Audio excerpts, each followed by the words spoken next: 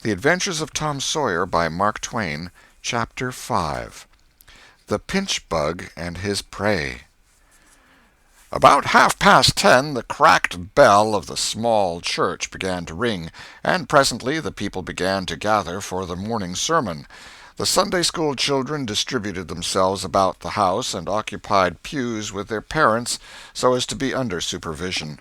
Aunt Polly came, and Tom and Sid and Mary sat with her, Tom being placed next to the aisle, in order that he might be as far away from the open window and the seductive outside summer scenes as possible. The crowd filed up the aisles, the aged and needy postmaster, who had seen better days, the mayor and his wife, for they had a mayor there among other unnecessaries, the justice of the peace, the widow Douglas, fair, smart, and 40, a generous, good-hearted soul, and well-to-do, her hill mansion the only palace in the town, and the most hospitable and much the most lavish in the matter of festivities that St. Petersburg could boast, the bent and venerable Major and Mrs. Ward, Lawyer Riverson, the new notable from a distance. Next, the belle of the village, followed by a troop of lawn-clad and ribbon-decked young heartbreakers. Then all the young clerks in town in a body, for they had stood in the vestibule sucking their cane-heads, a circling wall of oiled and simpering admirers, till the last girl had run their gauntlet. And last of all came the model boy, Willie Mufferson, taking as heedful care of his mother as if she were cut glass. He always brought his mother to church, and was the pride of all the matrons. The boys all hated him, he was no good. And besides, he had been thrown up to them so much. His white handkerchief was hanging out of his pocket behind, as usual on Sundays, accidentally. Tom had no handkerchief, and he looked upon boys who had as snobs. The congregation being fully assembled now, the bell rang once more, to warn laggards and stragglers, and then a solemn hush fell upon the church, which was only broken by the tittering and whispering of the choir in the gallery. The choir always tittered and whispered all through service.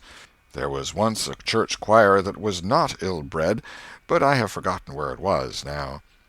It was a great many years ago, and I can scarcely remember anything about it, but I think it was in some foreign country.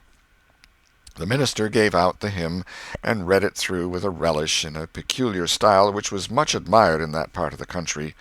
His voice began on a medium key and climbed steadily up till it reached a certain point, where it bore with strong emphasis upon the topmost word, and then plunged down as if from a springboard. Shall I be carried to the skies on flowery beds of ease, whilst others fight to win the prize and sail through bloody seas? He was regarded as a wonderful reader.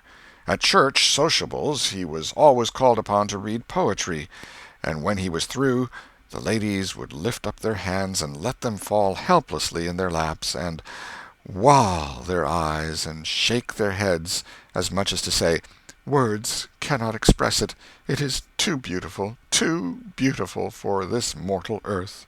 After the hymn had been sung, the Reverend Mr. Sprague turned himself into a bulletin board, and read off notices of meetings and societies and things, till it seemed that the list would stretch out to the crack of doom, a queer custom which is still kept up in America, even in cities away here in this age of abundant newspapers. Often the less there is to justify a traditional custom, the harder it is to get rid of it. And now the minister prayed. A good, generous prayer it was, and went into details. It pleaded for the church, and the little children of the church, for the other churches of the village, for the village itself, for the county, for the state officers, for the United States, for the churches of the United States, for Congress, for the President, for the officers of the government, for poor sailors tossed by stormy seas, for the oppressed millions groaning under the heel of European monarchies and Oriental despotisms, for such as have the light and the good tidings, and yet have not eyes to see nor ears to hear withal, for the heathen in the far islands of the sea, and closed with a supplication that the words he was about to speak might find grace and favor, and be as seed sown in fertile ground, yielding in time a grateful harvest of good. Amen. There was a rustling of dresses, and the standing congregation sat down. The boy whose history this book relates did not enjoy the prayer. He only endured it, if he even did that much. He was restive all through it. He kept tally of the details of the prayer unconsciously, for he was not listening, but he knew the ground of old and the clergyman's regular route over it, and when a little trifle of new matter was interlarded, his ear detected it and his whole nature resented it. He considered additions unfair and scoundrelly. In the midst of the prayer a fly had lit on the back of the pew in front of him, and tortured his spirit by calmly rubbing its hands together, embracing its head with its arms, and polishing it so vigorously that it seemed to almost part company with the body, and the slender thread of a neck was exposed to view. Scraping its wings with its hind legs, and smoothing them to its body as if they had been coat-tails, going through its whole toilet as tranquilly as if it knew it was perfectly safe, as indeed it was, for as sorely as Tom's hands itched to grab for it, they did not dare. He believed his soul would be instantly destroyed if he did such a thing while the prayer was going on. But with the closing sentence his hand began to curve and steal forward, and the instant the Amen was out, the fly was a prisoner of war. His aunt detected the act and made him let it go. The minister gave out his text and droned along monotonously through an argument that was so prosy that many a head by and by began to nod, and yet it was an argument that dealt in limitless fire and brimstone and thinned the predestined elect down to a company so small as to be hardly worth the saving. Tom counted the pages of the sermon. After church he always knew how many pages there had been, but he seldom knew anything else about the discourse. However, this time he was really interested for a little while. The minister made a grand and moving picture of the assembling together of the world's hosts at the millennium, when the lion and the lamb should lie down together and a little child should lead them. But the pathos, the lesson, the moral of the great spectacle were lost upon the boy. He only thought of the conspicuousness of the principal character before the onlooking nations. His face lit with the thought, and he said to himself that he wished he could be that child, if it was a tame lion. Now he lapsed into suffering again, as the dry argument was resumed. Presently he bethought him of a treasure he had, and got it out. It was a large black beetle with formidable jaws, a pinch-bug he called it. It was in a percussion cap box. The first thing the beetle did was to take him by the finger. A natural fillip followed. The beetle went floundering into the aisle, and lit on its back, and the hurt finger went into the boy's mouth. The beetle lay there working its helpless legs, unable to turn over. Tom eyed it, and longed for it, but it was safe out of his reach. Other people uninterested in the sermon found relief in the beetle, and they eyed it too. Presently a vagrant poodle dog came idling along, sad at heart, lazy with the summer softness and the quiet, weary of captivity, sighing for change. He spied the beetle. The drooping tail lifted and wagged. He surveyed the prize, walked around it, smelt at it from a safe distance, walked around it again, grew bolder, and took a closer smell, then lifted his lip and made a gingerly snatch at it, just missing it, made another and another, began to enjoy the diversion, subsided to his stomach with the beetle between his paws, and continued his experiments. Grew weary at last, and then indifferent and absent-minded. His head nodded, and little by little his chin descended and touched the enemy, who seized it. There was a sharp yelp, a flirt of the poodle's head, and the beetle fell a couple of yards away and lit on its back once more. The neighboring spectators shook with a gentle inward joy. Several faces went behind fans and handkerchiefs, and Tom was entirely happy. The dog looked foolish, and probably felt so, but there was resentment in his heart, too, and a craving for revenge. So he went to the beetle and began a wary attack on it again, jumping at it from every point of a circle, lighting with his forepaws within an inch of the creature, making even closer snatches at it with his teeth, and jerking his head till his ears flapped again. But he grew tired once more after a while, tried to amuse himself with a fly, but found no relief, followed an ant around with his nose close to the floor, and quickly wearied of that, yawned, sighed, forgot the beetle entirely, and sat down on it. Then there was a wild yelp of agony, and the poodle went sailing up the aisle. The yelps continued, and so did the dog. He crossed the house in front of the altar. He flew down the other aisle. He crossed before the doors. He clambered up the home stretch. His anguish grew with his progress, till presently he was but a woolly comet moving in its orbit with the gleam and the speed of light. At last the frantic sufferer sheered from its course and sprang into its master's lap. He flung it out of the window, and the voice of distress quickly thinned away and died in the distance. By this time the whole church was red-faced and suffocating with suppressed laughter, and the sermon had come to a dead standstill. The discourse was resumed presently, but it went lame and halting, all possibility of impressiveness being at an end, for even the gravest sentiments were constantly being received with a smothered burst of unholy mirth, under cover of some remote pew-back, as if the poor parson had said a rarely facetious thing. It was a genuine relief to the whole congregation when the ordeal was over and the benediction pronounced. Tom Sawyer went home quite cheerful, thinking to himself that there was some satisfaction about divine service when there was a bit of variety in it. He had but one marring thought. He was willing that the dog should play with his pinchbug, but he did not think it was upright in him to carry it off. Chapter 6. Tom Meets Becky. Monday morning found Tom Sawyer miserable. Monday morning always found him so, because it began another week's slow suffering in school. He generally began that day with wishing he had had no intervening holiday. It made the going into captivity and fetters again so much more odious. Tom lay thinking. Presently it occurred to him that he wished he was sick.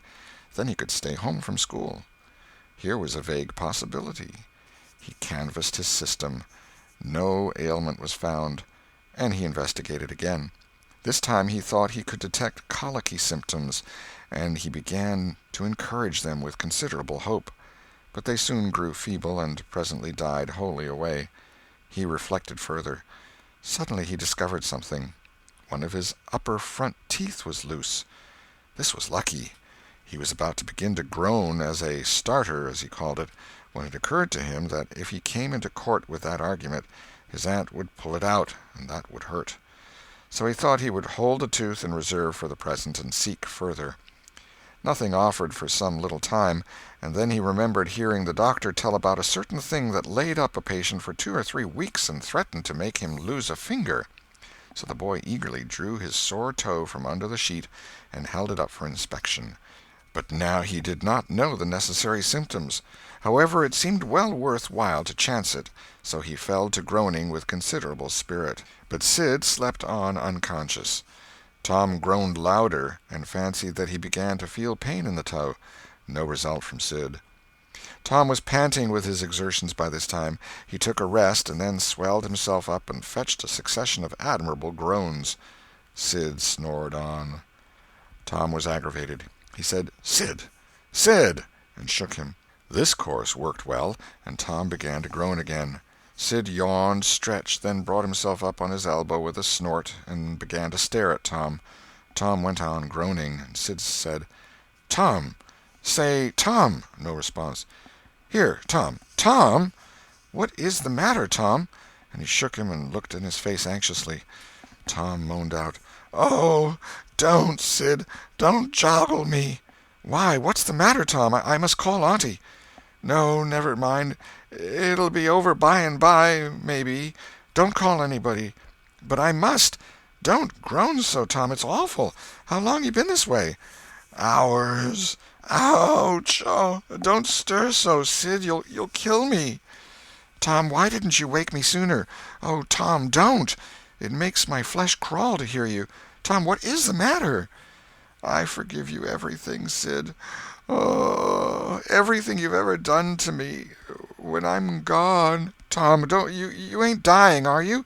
Don't, Tom. Oh, don't. Maybe—" "Oh, I forgive everything, Sid. Oh, tell 'em so, Sid. And, Sid, you give my window sash and my cat with one eye to that new girl that's come to town, and tell her—" But Sid had snatched his clothes and gone. Tom was suffering in reality now, so handsomely was his imagination working, and so his groans had gathered quite a genuine tone. Sid flew downstairs and said, "Oh, Aunt Polly, come! Tom's dying." "Dying?" "Yes'm, don't wait, come quick." "Rubbish, I don't believe it." But she fled upstairs nevertheless, with Sid and Mary at her heels, and her face grew white, too, and her lip trembled. When she reached the bedside she gasped out, "You, Tom! Tom, what's the matter with you?" "Oh, Auntie, What's the matter with you? What is the matter with you, child?" "Oh, Auntie, my sore toes, mortified." The old lady sank down into a chair and laughed a little, then cried a little, then did both together. This restored her, and she said, "Tom, what a turn you did give me! Now you shut up that nonsense and climb out of this." The groans ceased and the pain vanished from the toe. The boy felt a little foolish, and he said, "Aunt Polly, it seemed mortified, and it hurt so I never minded my tooth at all." "Your tooth, indeed! What's the matter with your tooth?" "One of them's loose, and it aches perfectly awful." "There, there, now, don't begin that groaning again. Open your mouth." "Well, your tooth is loose, but you're not going to die about that. Mary, get me a silk thread and a chunk of fire out of the kitchen." Tom said, "Oh, please, Auntie, don't pull it out. It don't hurt any more. I wish I may never stir if it does. Please don't, Auntie. I don't want to stay home from school." "Oh, you don't you? So all this row was because you thought you'd get to stay home from school and go a-fishing. Tom, Tom, I love you so, and you seem to try every way you can to break my old heart with your outrageousness." By this time the dental instruments were ready. The old lady made one end of the silk thread fast to Tom's tooth with a loop and tied the other to the bedpost. Then she seized the chunk of fire and suddenly thrust it almost into the boy's face. The tooth hung dangling by the bedpost now. But all trials bring their compensations. As Tom wended to school after breakfast, he was the envy of every boy he met because the gap in his upper row of teeth enabled him to expectorate in a new and admirable way. He gathered quite a following of lads interested in the exhibition, and one that had cut his finger and had been a center of fascination and homage up to this time, now found himself suddenly without an adherent, and shorn of his glory. His heart was heavy, and he said with a disdain which he did not feel that it wasn't anything to spit like Tom Sawyer, but another boy said, "Sour grapes," and he wandered away a dismantled hero. Shortly Tom came upon the juvenile pariah of the village, Huckleberry Finn, son of the town drunkard. Huckleberry was cordially hated and dreaded by all the mothers of the town because he was idle and lawless and vulgar and bad, and because all their children admired him so, and delighted in his forbidden society, and wished they dared to be like him. Tom was like the rest of the respectable boys in that he envied Huckleberry his gaudy, outcast condition, and was under strict orders not to play with him. So he played with him every time he got a chance. Huckleberry was always dressed in the cast-off clothes of full-grown men, and they were in perennial bloom and fluttering with rags. His hat was a vast ruin with a wide crescent lopped out of its brim. His coat, when he wore one, hung nearly to his heels, and had the rearward buttons far down the back, but one suspender supported his trousers. The seat of the trousers bagged low and contained nothing. The fringed legs dragged in the dirt when not rolled up. Huckleberry came and went at his own free will. He slept on doorsteps in fine weather and in empty hogsheads in wet. He did not have to go to school or to church, or call any being master, or obey anybody.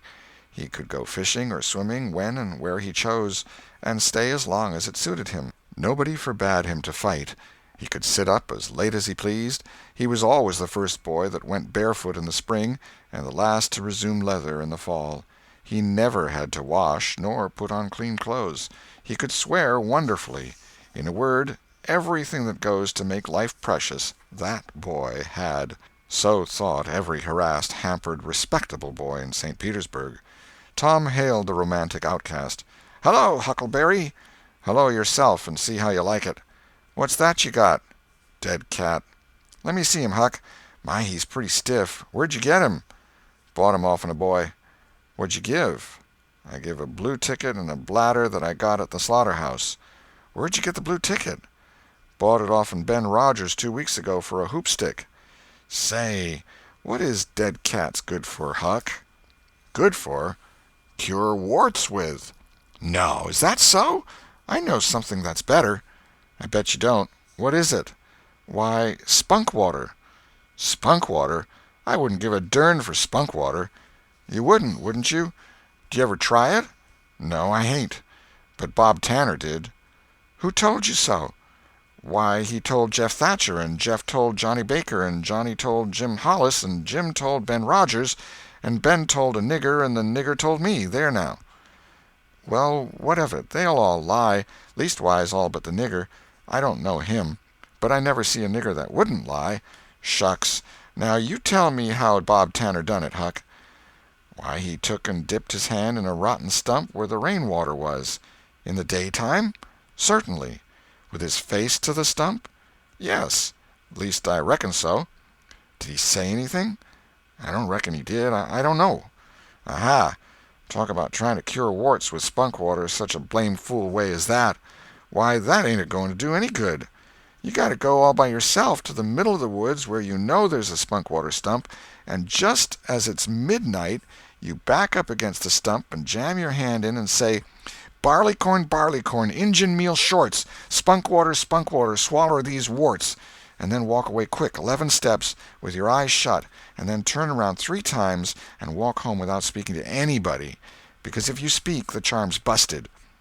"Well, that sounds like a good way, but that ain't the way Bob Tanner done." "No, sir, you can bet he didn't, because he's the wartiest boy in this town, and he wouldn't have a wart on him if he'd known how to work spunk water. I've took thousands of warts off my hands that way, Huck. I play with frogs so much I've always got considerable many warts. Sometimes I take 'em off with a bean." "Yes, bean's good. I've done that." "Have you? What's your way?" "You take and split the bean and cut the wart so as to get some blood, and then you put the blood on one piece of the bean and take and dig a hole and bury it, 'bout midnight at the crossroads in the dark of the moon, and then you burn up the rest of the bean. You see, that piece that's got the blood on it will keep drawing and drawing, trying to fetch the other piece to it, and so that helps the blood to draw the wart, and pretty soon off she comes." "Yes, that's it, Huck, that's it. Though when you're burying it, if you say, 'Down bean, off wart, come no more to bother me,' it's better. That's the way Joe Harper does, and he's been nearly to Coonville and most everywheres. But say, how do you cure 'em with dead cats?" "Why, you take your cat and go and get in the graveyard long about midnight when somebody that was wicked has been buried. And when it's midnight a devil will come, or maybe 2 or 3, but you can't see 'em. You can only hear something like the wind, or maybe hear 'em talk. And when they're taking that feller away, you heave your cat after 'em and say, 'Devil follow corpse, cat follow devil, warts follow cat, I'm done with you.' And that'll fetch any wart." "Sounds right. Did you ever try it, Huck?" "No, but old Mother Hopkins told me." "Well, I reckon it's so, then, because they say she's a witch." "Say! Why, Tom, I know she is. She witched Pap. Pap says so his own self. He come along one day and he see she was a witching him, so he took up a rock, and if she hadn't dodged he'd a got her. Well, that very night he rolled off in the shed where he was a-laying drunk and broke his arm." "Why, that's awful. How did he know she was a witching him?" "Lord, Pap can tell easy. Pap says when they keep looking at you right stiddy they're a-witching you, especially if they mumble. 'Cause when they mumble they're saying the Lord's Prayer backwards. Say, Hucky, when you going to try the cat?" "Tonight. I reckon they'll come after old Hoss Williams tonight." "But they buried him Saturday. Didn't they get him Saturday night?" "Why, how you talk! How could their charms work till midnight, and then it's Sunday? Devils don't slosh around much of a Sunday, I don't reckon." "I never thought of that." "That's so. Let me go with you." "Of course, if you ain't afeard." "Afeard? 'Tain't likely. Will you meow?" "Yes, and you meow back, if you get a chance. Last time you kept me a-meowing around till old Hayes went to throwing rocks at me and says, 'Darn that cat,' and so I hove a brick through his window. But don't you tell." "I won't. I couldn't meow that night because Auntie was watching me, but I'll meow this time. Say, what's that?" "Nothing but a tick." "Where'd you get him?" "Out in the woods." "What'll you take for him?" "I don't know. I don't want to sell him." "All right. It's a mighty small tick, anyway." "Oh, anybody can run a tick down that don't belong to them. I'm satisfied with it. It's a good enough tick for me." "Sho, there's ticks a-plenty. I could have 1,000 of 'em if I wanted to." "Well, why don't you?" "Because you know mighty well you can't. This is a pretty early tick, I reckon. It's the first one I've seen this year." "Say, Huck, I'll give you my tooth for 'em." "Let's see it." Tom got out a bit of paper and carefully unrolled it. Huckleberry viewed it wistfully. The temptation was very strong. At last he said, "Is it genuine?" Tom lifted his lip and showed the vacancy. "Well, all right," said Huckleberry. "It's a trade." Tom enclosed the tick in the percussion cap box that had lately been the pinchbug's prison, and the boys separated, each feeling wealthier than before. When Tom reached the little isolated frame schoolhouse, he strode in briskly, with the manner of one who had come with all honest speed. He hung his hat on a peg and flung himself into his seat with businesslike alacrity. The master, throned on high in his great splint-bottom arm-chair, was dozing, lulled by the drowsy hum of study. The interruption roused him. "Thomas Sawyer?" Tom knew that when his name was pronounced in full it meant trouble. "Sir." "Come up here. Now, sir, why are you late again, as usual?" Tom was about to take refuge in a lie when he saw 2 long tails of yellow hair hanging down a back that he recognized by the electric sympathy of love. And by that form was the only vacant place on the girl's side of the schoolhouse. He instantly said, "I stopped to talk with Huckleberry Finn." The master's pulse stood still, and he stared helplessly. The buzz of study ceased. The pupils wondered if this foolhardy boy had lost his mind. The master said, You did what?" "Stopped to talk with Huckleberry Finn." There was no mistaking the words. "Thomas Sawyer, this is the most astounding confession I have ever listened to. No mere ferule will answer for this offense. Take off your jacket." The master's arm performed until it was tired and the stock of switches notably diminished. Then the order followed. "Now, sir, go and sit with the girls, and let this be a warning to you." The titter that rippled around the room appeared to abash the boy, but in reality that result was caused rather more by his worshipful awe of his unknown idol, and the dread pleasure that lay in his high good fortune. He sat down upon the end of the pine bench, and the girl hitched herself away from him with a toss of her head. Nudges and winks and whispers traversed the room, but Tom sat still with his arms upon the long, low desk before him, and seemed to study his book. By and by attention ceased from him, and the accustomed school murmur rose upon the dull air once more. Presently the boy began to steal furtive glances at the girl. She observed it, made a mouth at him, and gave him the back of her head for the space of a minute. When she cautiously faced around again, a peach lay before her. She thrust it away. Tom gently put it back. She thrust it away again, but with less animosity. Tom patiently returned it to its place. Then she let it remain. Tom scrawled on his slate, "Please take it. I got more." The girl glanced at the words, but made no sign. Now the boy began to draw something on the slate, hiding his work with his left hand. For a time the girl refused to notice, but her human curiosity presently began to manifest itself by hardly perceptible signs. The boy worked on, apparently unconscious. The girl made a sort of non-committal attempt to see it, but the boy did not betray that he was aware of it. At last she gave in, and hesitatingly whispered, "Let me see it." Tom uncovered a dismal caricature of a house with 2 gable ends to it, and a corkscrew of smoke issuing from the chimney. Then the girl's interest began to fasten itself upon the work as she forgot everything else. When it was finished she gazed a moment, then whispered, "It's nice. Make a man." The artist erected a man in the front yard that resembled a derrick. He could have stepped over the house, but the girl was not hypercritical. She was satisfied with the monster, and whispered, "It's a beautiful man. Now make me coming along." Tom drew an hourglass with a full moon and straw limbs to it, and armed the spreading fingers with a portentous fan. The girl said, "It's ever so nice. I wish I could draw." "It's easy," whispered Tom. "I'll learn you." "Oh, will you? When?" "At noon. Do you go home to dinner?" "I'll stay if you will." "Good. That's a whack. What's your name?" "Becky Thatcher." "What's yours?" "Oh, I know. It's Thomas Sawyer." "That's the name they lick me by. I'm Tom when I'm good. You can call me Tom. Will you?" Yes." Now Tom began to scrawl something on the slate, hiding the words from the girl, but she was not backward this time. She begged to see. And Tom said, "Oh, it ain't anything." "Yes, it is." "No, it ain't. You don't want to see it." "Yes, I do. Indeed I do. Please let me." "You'll tell." "No, I won't. Deed and double deed I won't." "You won't tell anybody at all? Ever as long as you live?"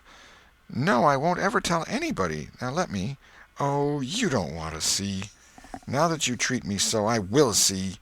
And she put her small hand upon his, and a little scuffle ensued, Tom pretending to resist in earnest, but letting his hand slip by degrees till these words were revealed: "I love you." "Oh, you bad thing!" And she hit his hand a smart rap, but reddened and looked pleased nevertheless. Just at this juncture the boy felt a slow, fateful grip closing on his ear, and a steady lifting impulse. In that vice he was borne across the house and deposited in his own seat, under a peppering fire of giggles from the whole school. Then the master stood over him during a few awful moments, and finally moved away to his throne without saying a word. But although Tom's ear tingled, his heart was jubilant.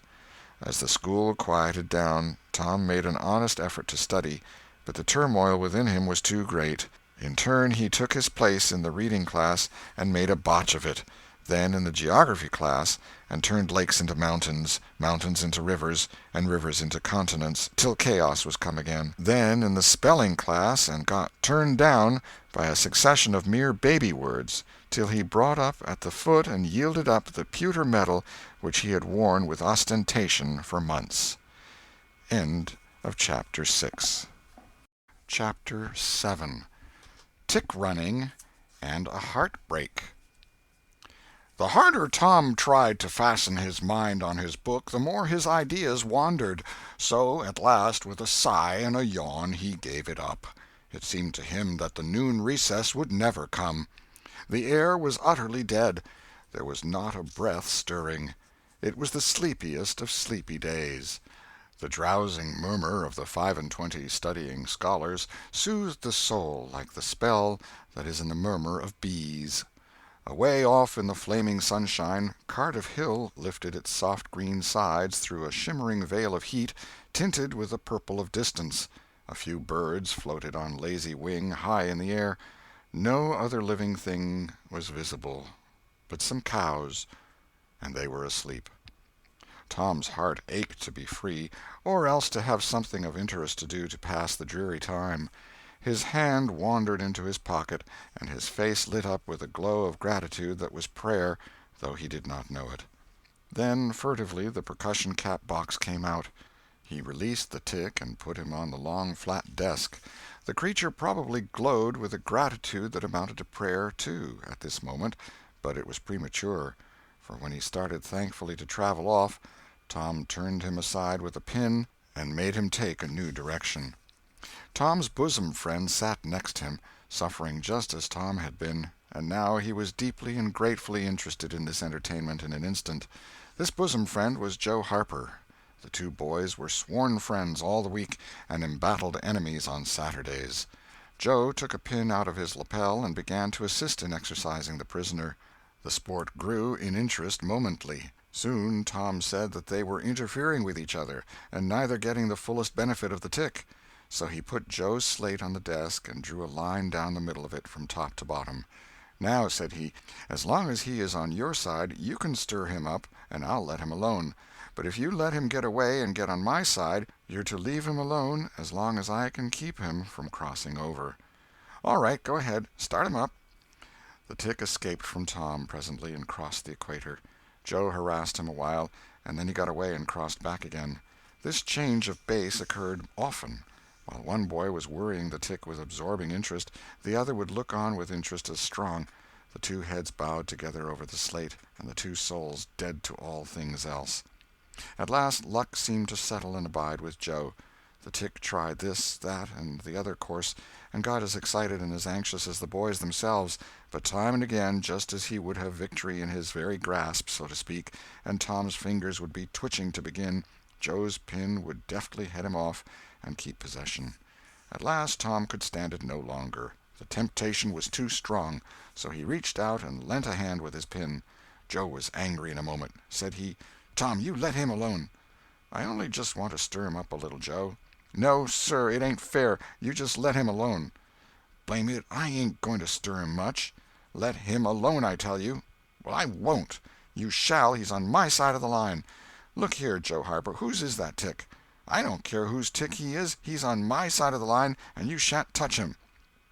"Well, I'll just bet I will, though. He's my tick, and I'll do what I blame please with him, or die." A tremendous whack came down on Tom's shoulders, and its duplicate on Joe's, and for the space of 2 minutes the dust continued to fly from the two jackets and the whole school to enjoy it. The boys had been too absorbed to notice the hush that had stolen upon the school a while before, when the master came tiptoeing down the room and stood over them.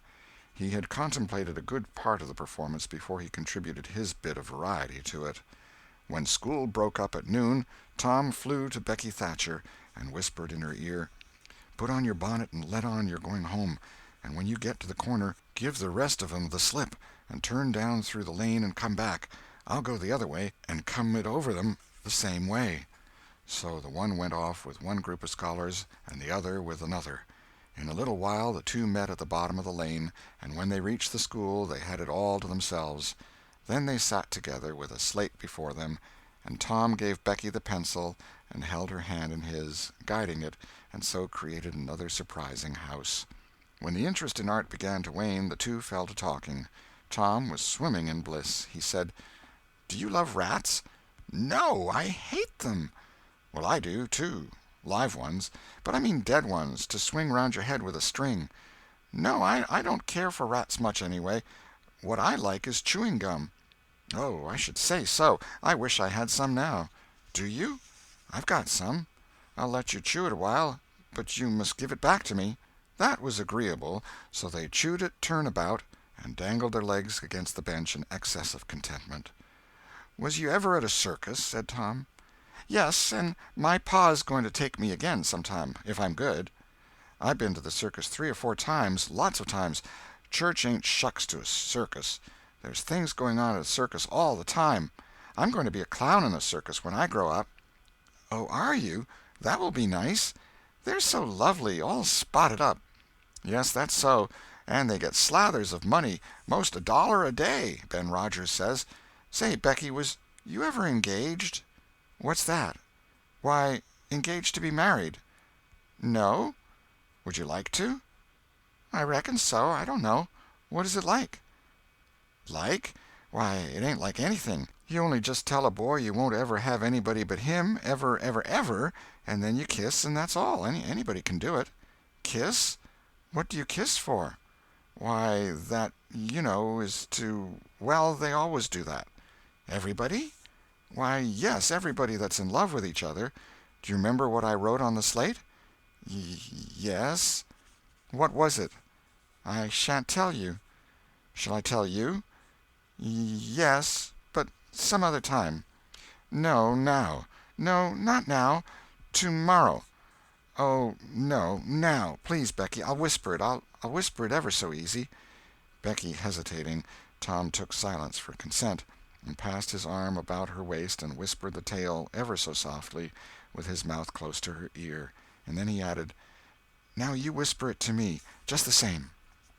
She resisted for a while, and then said, "You turn your face away so you can't see, and then I will. But you mustn't ever tell anybody, will you, Tom? Now you won't, will you?" "No, indeed I won't. Now, Becky." He turned his face away, and she bent timidly around till her breath stirred his curls, and whispered, "I love you." Then she sprang away and ran around and around the desks and benches, with Tom after her, and took refuge in a corner at last, with her little white apron to her face. Tom clasped her about her neck and pleaded, "Now, Becky, it's all done, all over but the kiss. Don't you be afraid of that. It ain't anything at all. Please, Becky." And he tugged at her apron and the hands. By and by she gave up and let her hands drop. Her face, all glowing with the struggle, came up and submitted. Tom kissed the red lips and said, "Now it's all done, Becky. And always after this, you know, you ain't ever to love anybody but me, and you ain't ever to marry anybody but me. Never, never, and forever. Will you?" "No, I'll never love anybody but you, Tom, and I'll never marry anybody but you, and you ain't to ever marry anybody but me, either." "Certainly, of course. That's part of it.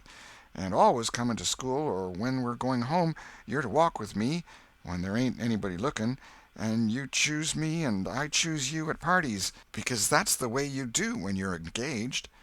It's so nice, I never heard of it before."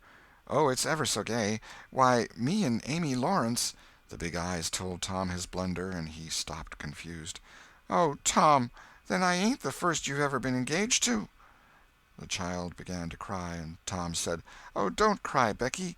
I don't care for her any more." "Yes, you do, Tom. You know you do." Tom tried to put his arm about her neck, but she pushed him away and turned her face to the wall and went on crying. Tom tried again, with soothing words in his mouth, and was repulsed again. Then his pride was up, and he strode away and went outside. He stood about, restless and uneasy, for a while, glancing at the door every now and then, hoping she would repent and come to find him. But she did not. Then he began to feel badly, and fear that he was in the wrong. It was a hard struggle with him to make new advances, now, but he nerved himself to it, and entered. She was still standing back there in the corner, sobbing, with her face to the wall. Tom's heart smote him. He went to her and stood a moment, not knowing exactly how to proceed. Then he said hesitatingly, "Becky, I don't care for anybody but you." No reply, but sobs. "Becky," pleadingly, "Becky, won't you say something?" More sobs. Tom got out his chiefest jewel, a brass knob from the top of an andiron, and passed it around her so that she could see it, and said, "Please, Becky, won't you take it?" She struck it to the floor. Then Tom marched out of the house and over the hills and far away, to return to school no more that day. Presently Becky began to suspect. She ran to the door. He was not in sight. She flew around to the play-yard. He was not there. Then she called, "Tom? Come back, Tom!" She listened intently, but there was no answer. She had no companions but silence and loneliness. So she sat down to cry again and upbraid herself, and by this time the scholars began to gather again, and she had to hide her griefs and still her broken heart and take up the cross of a long, dreary, aching afternoon, with none among the strangers about her to exchange sorrows with. End of Chapter 7. Chapter 8. A Pirate Bold to Be. Tom dodged hither and thither through lanes until he was well out of the track of returning scholars, and then fell into a moody jog. He crossed a small branch 2 or 3 times, because of a prevailing juvenile superstition that to cross water baffles pursuit. Half an hour later he was disappearing behind the Douglas mansion on the summit of Cardiff Hill, and the schoolhouse was hardly distinguishable away off in the valley behind him. He entered a dense wood, picked his pathless way to the center of it, and sat down on a mossy spot under a spreading oak. There was not even a zephyr stirring. The dead noonday heat had even stilled the songs of the birds. Nature lay in a trance that was broken by no sound but the occasional far-off hammering of a woodpecker, and this seemed to render the pervading silence and sense of loneliness the more profound. The boy's soul was steeped in melancholy. His feelings were in happy accord with his surroundings. He sat long with his elbows on his knees and his chin in his hands, meditating. It seemed to him that life was but a trouble at best, and he more than half envied Jimmy Hodges, so lately released.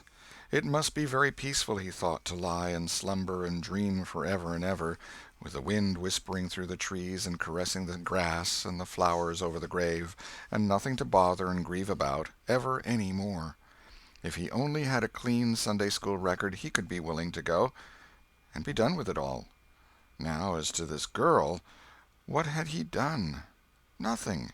He had meant the best in the world, and been treated like a dog, like a very dog. She would be sorry some day, maybe when it was too late. Ah, if he could only die temporarily. But the elastic heart of youth cannot be compressed into one constrained shape long at any time. Tom presently began to drift insensibly back into the concerns of this life again. What if he turned his back now, and disappeared mysteriously? What if he went away, ever so far away, into unknown countries beyond the seas, and never came back any more? How would she feel then? The idea of being a clown recurred to him now, only to fill him with disgust. for frivolity and jokes and spotted tights were an offense when they intruded themselves upon a spirit that was exalted into the vague, august realm of the romantic.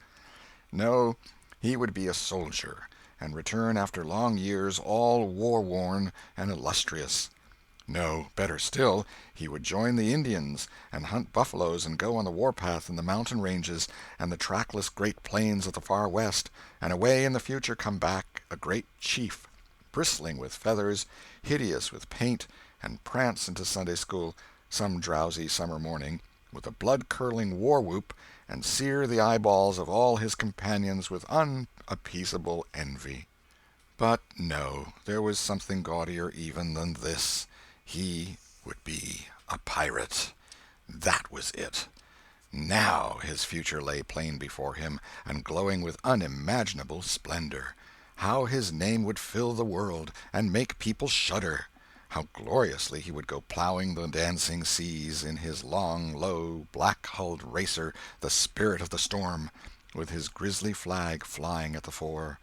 And at the zenith of his fame, how he would suddenly appear at the old village and stalk into church, brown and weather-beaten, in his black velvet doublet and trunks, his great jack-boots, his crimson sash, his belt bristling with horse-pistols, his crime-rusted cutlass at his side, his slouch hat with waving plumes, his black flag unfurled, with a skull and crossbones on it, and hear, with swelling ecstasy, the whisperings, "It's Tom Sawyer the pirate, the Black Avenger of the Spanish Main!" Yes, it was settled. His career was determined. He would run away from home and enter upon it. He would start the very next morning. Therefore he must now begin to get ready. He would collect his resources together. He went to a rotten log near at hand and began to dig under one end of it with his barlow knife. He soon struck wood that sounded hollow. He put his hand there and uttered this incantation impressively: "What hasn't come here, come. What's here, stay here." Then he scraped away the dirt and exposed a pine shingle. He took it up and disclosed a shapely little treasure-house whose bottom and sides were of shingles. In it lay a marble. Tom's astonishment was boundless. He scratched his head with perplexed air and said, "Well, that beats anything." Then he tossed the marble away pettishly and stood cogitating. The truth was that a superstition of his had failed, here, which he and all his comrades had always looked upon as infallible. If you buried a marble with certain necessary incantations and left it alone a fortnight, and then opened the place with the incantation he had just used, you would find that all the marbles you had ever lost had gathered themselves together there, meantime, no matter how widely they had been separated. But now this thing had actually and unquestionably failed. Tom's whole structure of faith was shaken to its foundations. He had many a time heard of this thing succeeding, but never of its failing before. It did not occur to him that he had tried it several times before, himself, but could never find the hiding-places afterward. He puzzled over the matter some time, and finally decided that some witch had interfered and broken the charm. He thought he would satisfy himself on that point, so he searched around till he found a small sandy spot with a little funnel-shaped depression in it. He laid himself down and put his mouth close to this depression and called, "Doodle-bug, doodle-bug, tell me what I want to know. Doodle-bug, doodle-bug, tell me what I want to know." The sand began to work, and presently a small black bug appeared for a second and then darted under again in a fright. "He doesn't tell, so it was a witch that done it. I just knowed it." He well knew the futility of trying to contend against witches, so he gave up discouraged. But it occurred to him that he might as well have the marble he had just thrown away, and therefore he went and made a patient search for it. But he could not find it. Now he went back to his treasure-house and carefully placed himself just as he had been standing when he tossed the marble away. Then he took another marble from his pocket and tossed it in the same way, saying, "Brother, go find your brother." He watched where it stopped, and went there and looked. But it must have fallen short or gone too far, so he tried twice more. The last repetition was successful. The two marbles lay within a foot of each other. Just here the blast of a toy tin trumpet came faintly down the green aisles of the forest. Tom flung off his jacket and trousers, turned a suspender into a belt, raked away some brush behind the rotten log, disclosing a rude bow and arrow, a lath sword, and a tin trumpet, and in a moment had seized these things and bounded away bare-legged with fluttering shirt. He presently halted under a great elm, blew an answering blast, and then began to tiptoe and look warily out, this way and that. He said cautiously to an imaginary company, "Hold, my merry men, keep hid till I blow." Now appeared Joe Harper, as airily clad and elaborately armed as Tom. Tom called, "Hold! Who comes into Sherwood Forest without my pass?" "Guy of Guisborne wants no man's pass. Who art thou that dares to hold such language?" said Tom, prompting, for they talked by the book from memory. "Who art thou that dares to hold such language?" "I, indeed. I am Robin Hood, as thy caitiff carcass soon shall know." "Then art thou indeed that famous outlaw? Right gladly will I dispute with thee the passes of the merry wood. Have at thee!" They took their lath swords, dumped their other traps on the ground, and struck a fencing attitude, foot to foot, and began a grave, careful combat, two up and two down. Presently Tom said, "Now if you've got the hang, go it lively." So they went it lively, panting and perspiring with the work. By and by Tom shouted, "Fall! Fall! Why don't you fall?" "I shan't." "Why don't you fall yourself?" "You're getting the worst of it." "Why, that ain't anything. I can't fall. That ain't the way it is in the book. The book says, then with one black-handed stroke he slew poor Guy of Guisborne. You're to turn round and let me hit you on the back." There was no getting around the authorities, so Joe turned, received the whack, and fell. "Now," said Joe, getting up, "you got to let me kill you. That's fair." "Why, I can't do that. It ain't in the book." "Well, it's blamed mean, that's all." "Well, say, Joe, you can be Friar Tuck or Much, the miller's son, and lam me with a quarter-staff.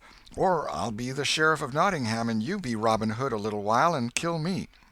This was satisfactory, and so these adventures were carried out. Then Tom became Robin Hood again, and was allowed by the treacherous nun to bleed his strength away through his neglected wound. And at last Joe, representing a whole tribe of weeping outlaws, dragged him sadly forth, gave his bow into his feeble hands, and Tom said, "Where this arrow falls, there bury poor Robin Hood under the greenwood tree." Then he shot the arrow and fell back and would have died, but he lit on a nettle and sprang up too gaily for a corpse. The boys dressed themselves, hid their accoutrements, and went off grieving that there were no outlaws any more, and wondering what modern civilization could claim to have done to compensate for their loss. They said they would rather be outlaws a year in Sherwood Forest than President of the United States forever. End of Chapter 8. Chapter 9.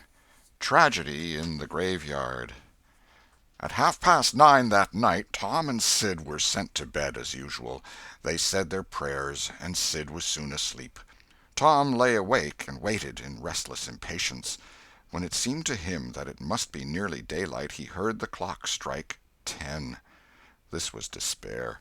He would have tossed and fidgeted as his nerves demanded, but he was afraid he might wake Sid, so he lay still and stared up into the dark. Everything was dismally still. By and by, out of the stillness, little, scarcely perceptible noises began to emphasize themselves. The ticking of the clock began to bring itself into notice. Old beams began to crack mysteriously. The stairs creaked faintly. Evidently spirits were abroad. A measured, muffled snore issued from Aunt Polly's chamber. And now the tiresome chirping of a cricket that no human ingenuity could locate began. Next, the ghastly ticking of a death-watch in the wall at the bed's head made Tom shudder.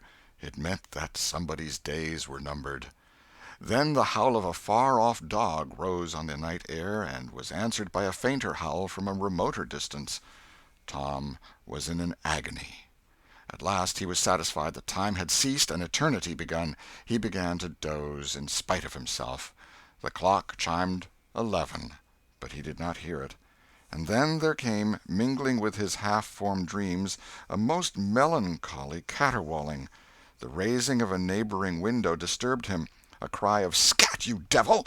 and the crash of an empty bottle against the back of his aunt's woodshed brought him wide awake, and a single minute later he was dressed and out of the window and creeping along the roof of the L on all fours. He meowed with caution once or twice as he went, then jumped to the roof of the woodshed, and thence to the ground. Huckleberry Finn was there, with his dead cat. The boys moved off and disappeared in the gloom. At the end of half an hour they were wading through the tall grass of the graveyard. It was a graveyard of the old-fashioned Western kind.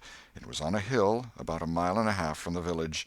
It had a crazy board fence around it, which leaned inward in places, and outward the rest of the time, but stood upright nowhere. Grass and weeds grew rank over the whole cemetery.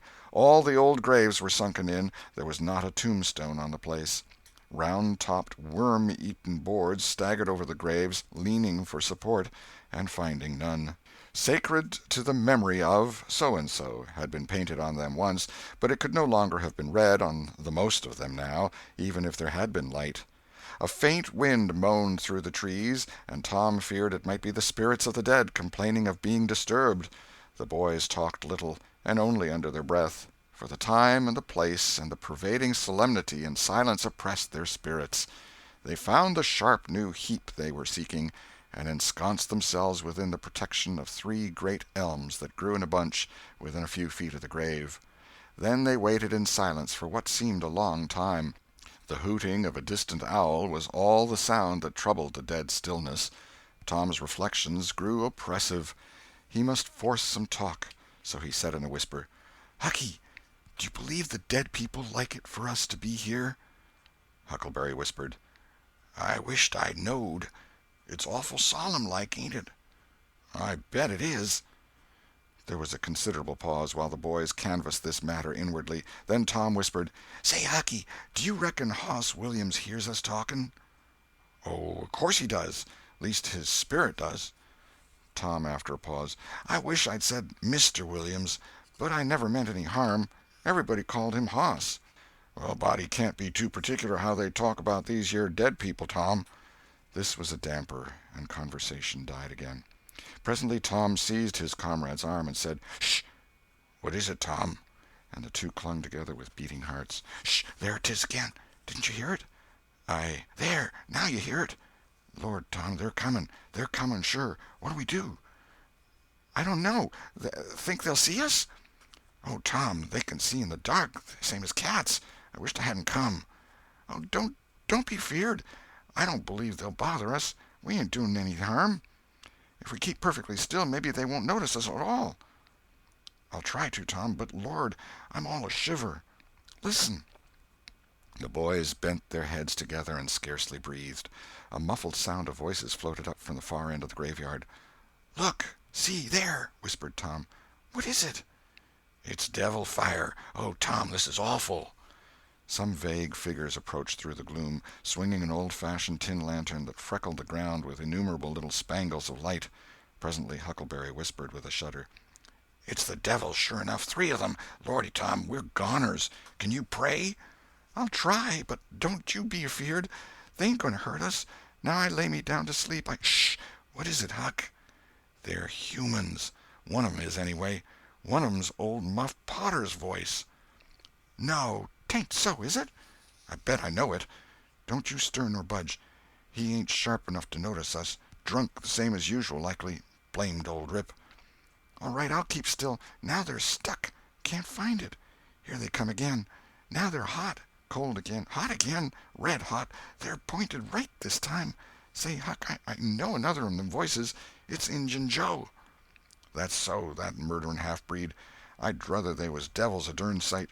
What can they be up to?" The whisper died wholly out now, for the 3 men had reached the grave and stood within a few feet of the boys' hiding-place. "Here 'tis," said the third voice, and the owner of it held up the lantern and revealed the face of young Dr. Robinson. Potter and Injun Joe were carrying a hand-barrow with a rope and a couple of shovels on it. They cast down their load and began to open the grave. The doctor put the lantern at the head of the grave and came and sat with his back against one of the elm trees. He was so close the boys could have touched him. "Hurry, men," he said in a low voice. "The moon might come out at any moment." They growled a response and went on digging. For some time there was no noise but the grating sound of the spades discharging their freight of mold and gravel. It was very monotonous. Finally a spade struck upon the coffin with a dull woody accent, and within another minute or two the men had hoisted it out of the ground. They pried off the lid with their shovels, got out the body, and dumped it rudely on the ground. The moon drifted from behind the clouds and exposed the pallid face. The barrow was got ready and the corpse placed on it, covered with a blanket, and bound to its place with a rope. Potter took out a large spring knife and cut off the dangling end of the rope, and then said, "Now the cussed thing's ready, Sawbones, and you'll just out with another 5, or here she stays." "That's the talk," said Injun Joe. "Look here, what does this mean?" said the doctor. "You required your pay in advance, and I've paid you." "Yes, and you've done more than that," said Injun Joe, approaching the doctor, who was now standing. 5 years ago you drove me away from your father's kitchen one night when I come to ask for something to eat, and you said I warn't there for any good, and when I swore I'd get even with you if it took 100 years, your father had me jailed for a vagrant.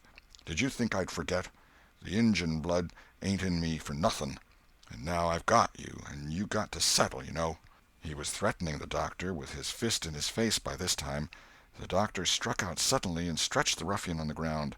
Potter dropped his knife and exclaimed, "Here, now, don't you hit my pard!"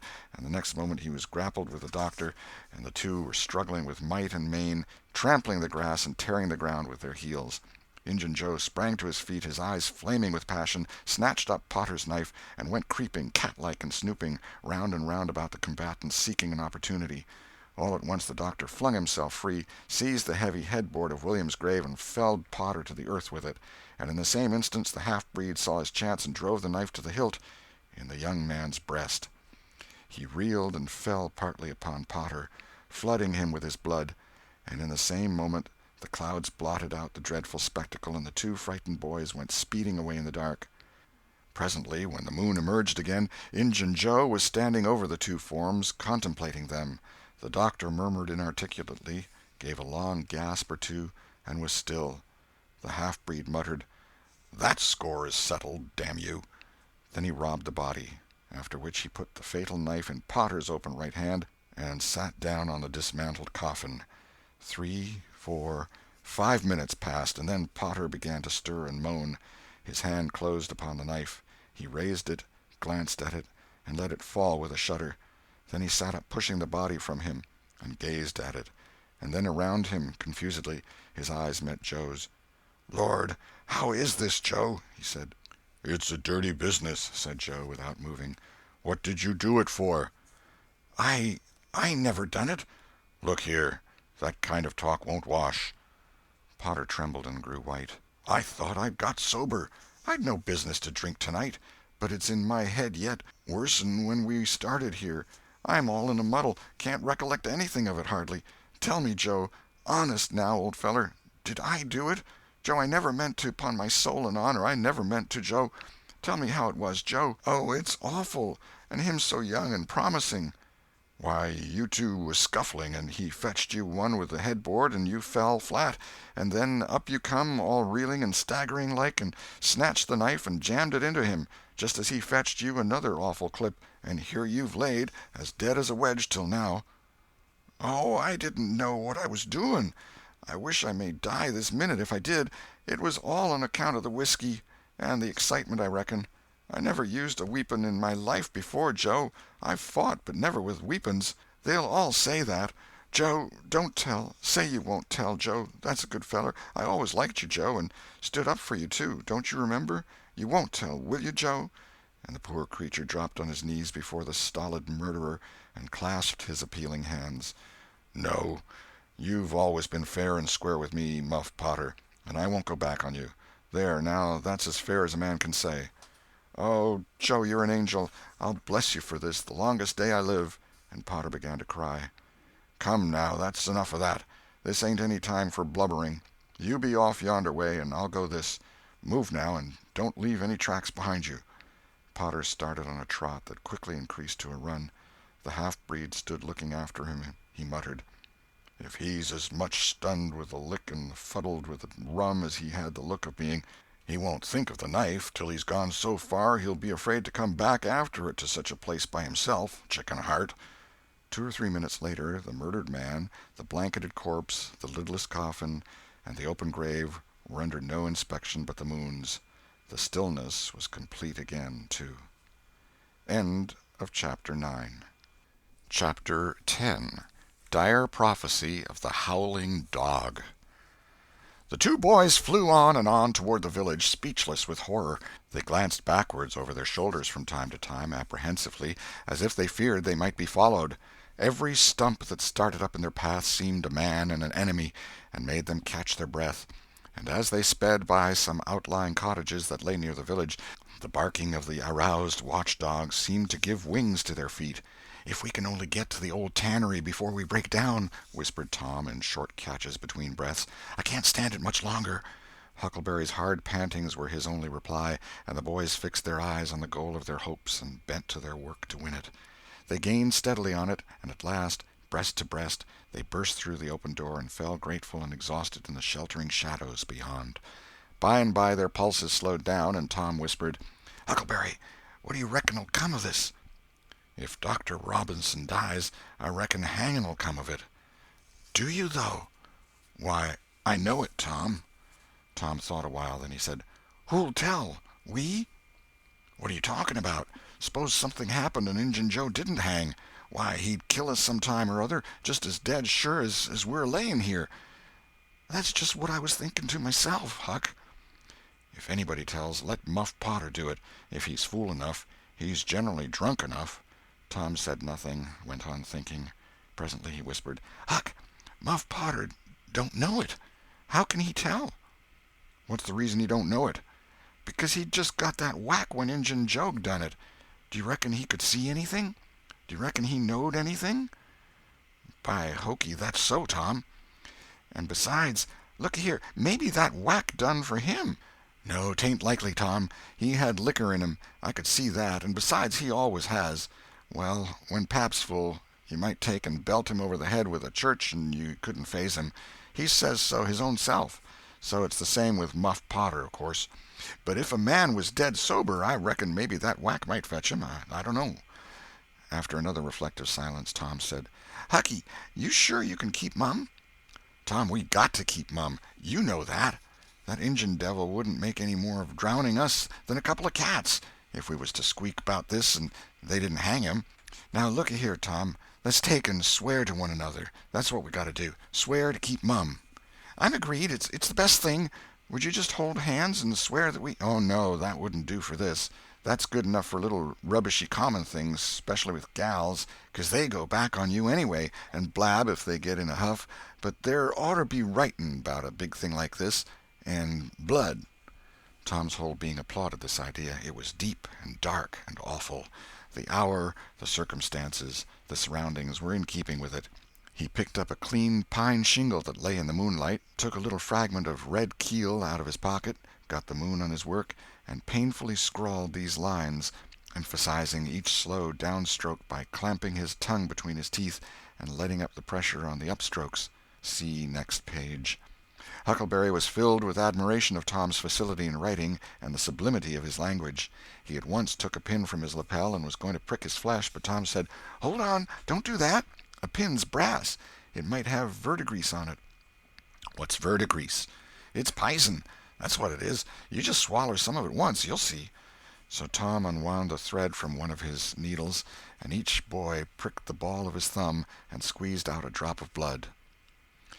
"Huck Finn and Tom Sawyer swears they will keep mum about this, and they wish they may drop down dead in their tracks if they ever tell, and rot." In time, after many squeezes, Tom managed to sign his initials, using the ball of his little finger for a pen. Then he showed Huckleberry how to make an H and an F, and the oath was complete. They buried the shingle close to the wall, with some dismal ceremonies and incantations, and the fetters that bound their tongues were considered to be locked and the key thrown away. A figure crept stealthily through a break in the other end of the ruined building now, but they did not notice it. "Tom," whispered Huckleberry, "does this keep us from ever telling always?" "Of course it does. It don't make any difference what happens. We got to keep mum. We drop down dead. Don't you know that?" "Yes, I reckon that's so." They continued to whisper for some little time. Presently a dog set up a long, lugubrious howl just outside, within 10 feet of them. The boys clasped each other suddenly in an agony of fright. "Which of us does he mean?" gasped Huckleberry. "I don't know. Peep through the crack, quick." "No, you, Tom." I can't do it, Huck." "Please, Tom, there 'tis again." "Oh, Lordy, I'm thankful," whispered Tom. "I know his voice. It's Bull Harbison." Note: If Mr. Harbison had owned a slave named Bull, Tom would have spoken of him as Harbison's Bull, but a son or a dog of that name was Bull Harbison. "Oh, that's good. I tell you, Tom, I was scared to death, and I'd 'a' bet anything it was a stray dog." The dog howled again. The boy's heart sank once more. "Oh, my, that ain't no Bull Harbison," whispered Huckleberry. "Do, Tom." Tom, quaking with fear, yielded and put his eye to the crack. His whisper was hardly audible when he said, "Oh, Huck, it's a stray dog." "Quick, Tom, quick. Who does he mean?" "Huck, he must mean us both. We're right together." "Oh, Tom, I reckon we're goners. I reckon there ain't no mistake 'bout where I'll go to. I been so wicked. Dag fetch it, this comes of playing hooky and doing everything a feller's told not to do. I might have been good like Sid if I'd 'a' tried, but no, I wouldn't, of course.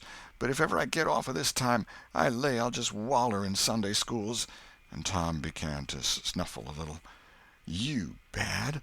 And Huckleberry began to snuffle too. "Consound it, Tom Sawyer, you're just old pie, 'longside of what I am. Oh, Lordy, Lordy, Lordy, I wisht I'd only had half your chance." Tom choked off and whispered, "Look, Hucky, look! He's got his back to us." Hucky looked with joy in his heart. "Well, he has, by jingoes! Did he before?" "Yes, he did, but like a fool, I never thought. Oh, this is bully, you know. Now who can he mean?" The howling stopped, and Tom pricked up his ears. "Sh! What's that?" he whispered.